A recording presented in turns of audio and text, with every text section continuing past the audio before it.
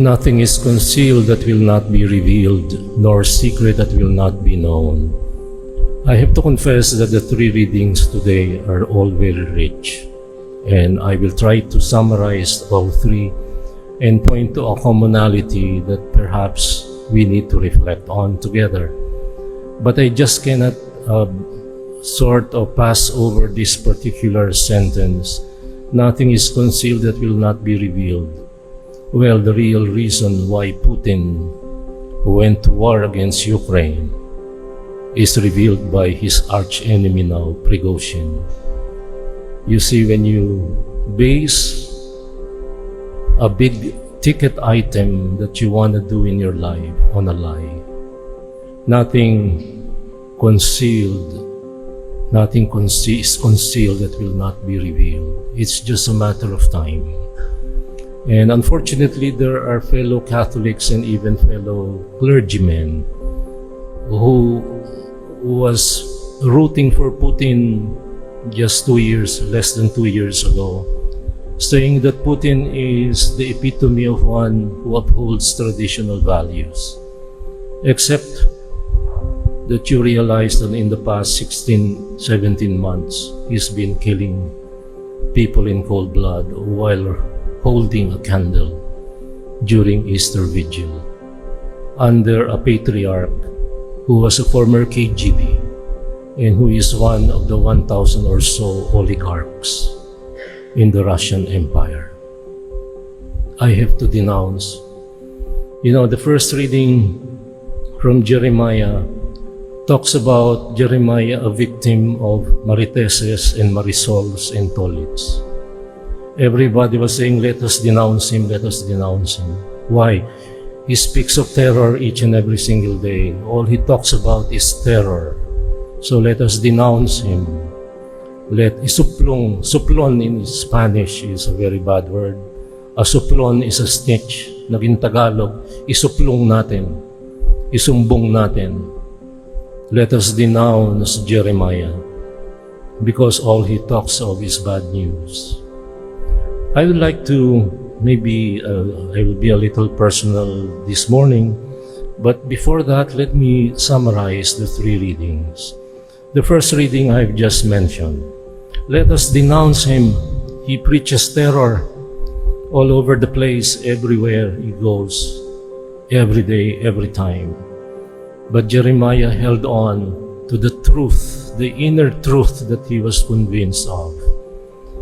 And so his prayer and his declaration was something that we all could learn a lesson or two from. The Lord is with me like a mighty champion. When you're in the truth, then you can never go far wrong. The Lord is with me like a mighty champion. In the second reading, St. Paul was very straightforward about how sin entered the world through one man, through Adam. Not Adam, but Adam. The Lord, sin entered the world through one man.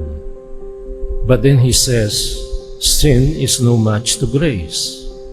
And if sin entered the world through one man, the better of the package came through one man, and that is the new Adam, and that is Christ.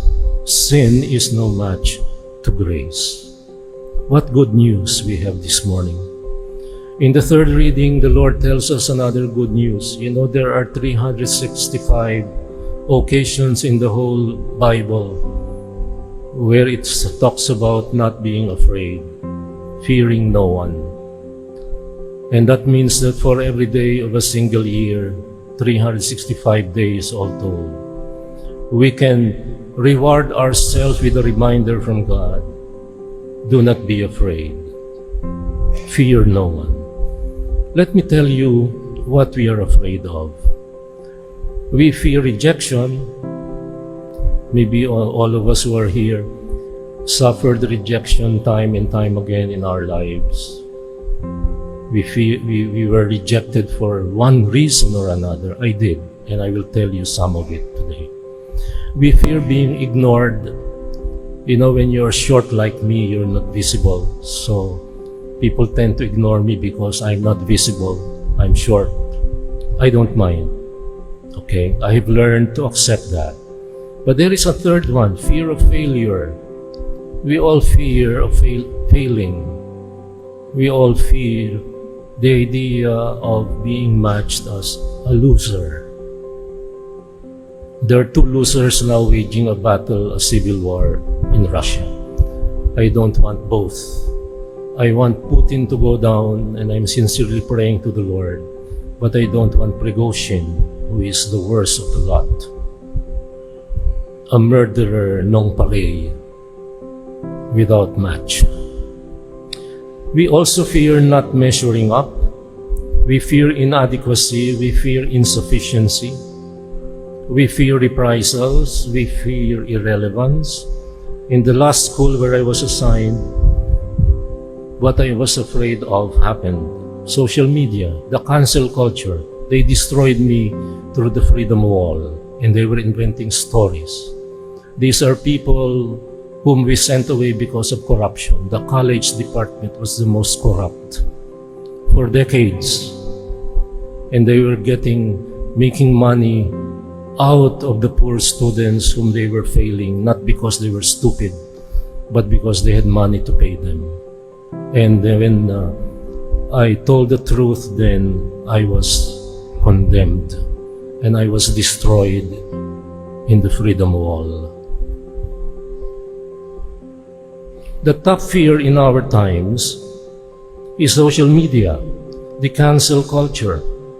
When you do the right thing, ikaw na ang magaling, kanselado ka. O di tameme ka na, ikaw na ang magaling. Nagyayabang lang yan. Nagpapalakas sa provincial, nagpapalakas sa bishop, things like that. Another one, call out culture.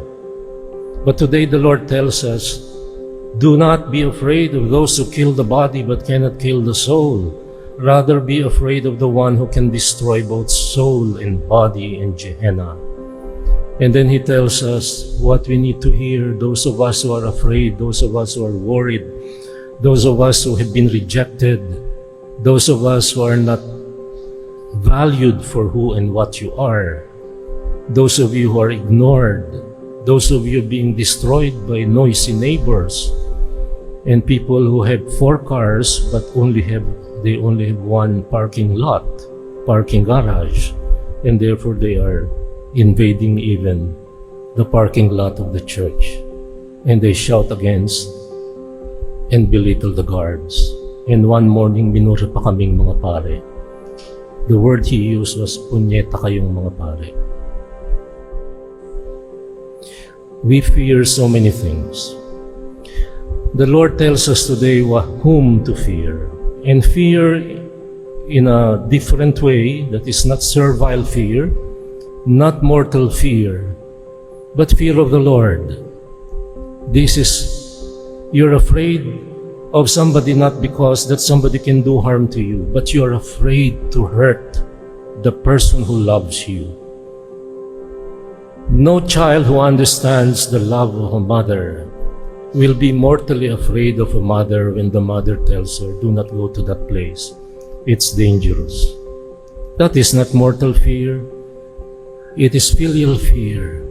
The fear of a loved one not fearing to harm or hurt that person who loves him or her so dearly.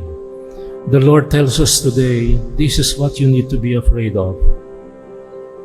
Be afraid of going against the good God who only wills and wants your total good.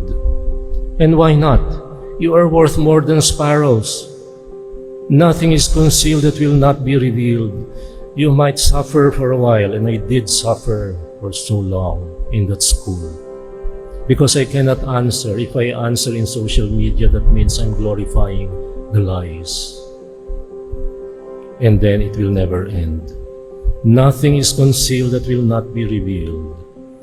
You see, in history, in the church history, there are so many saints who were rejected. Padre Pio was rejected by his confreres, and his evil confreres reported to their friends, cardinals in the Vatican, and therefore he was forbidden to hear confessions and to say Mass. He was doing a lot of good, but that good was not good enough for people who were envious. And so they destroyed him with might and main. And they succeeded for a while. But Padre Pio is a saint. One of my favorite saints. Saint Alphonsus de Liguori was rejected by the very congregation he founded, and he was booted out of office at some point. He was rejected precisely because humans being who they are and who we are. We have envy, we have jealousy, we have negative feelings, we have suspicions, we have rash judgments, and everything else. And one of my favorite saints too, San Benedetto Meni, canonized by Pope John Paul II in 2004. Benedetto Meni went to Spain to re-establish the brothers of St. John of God, San Juan de Dios, San Giovanni di Dio. And he re-established the congregation in Spain. He was known as Benito Meni in Spania. And he did so well until a handful of confreres became envious and reported false narratives about him to Rome. Benito Meni was exiled to France and was told to not communicate with the congregation of sisters he founded. And when they, after his death, and they were pouring through his files and worldly possessions, they found out that he suffered in silence. And his motto was, I've said this a number of times in my homilies in the past years. His motto was, rogar, trabajar, sufrir, padecer, amar a Dios y al prójimo, y callar.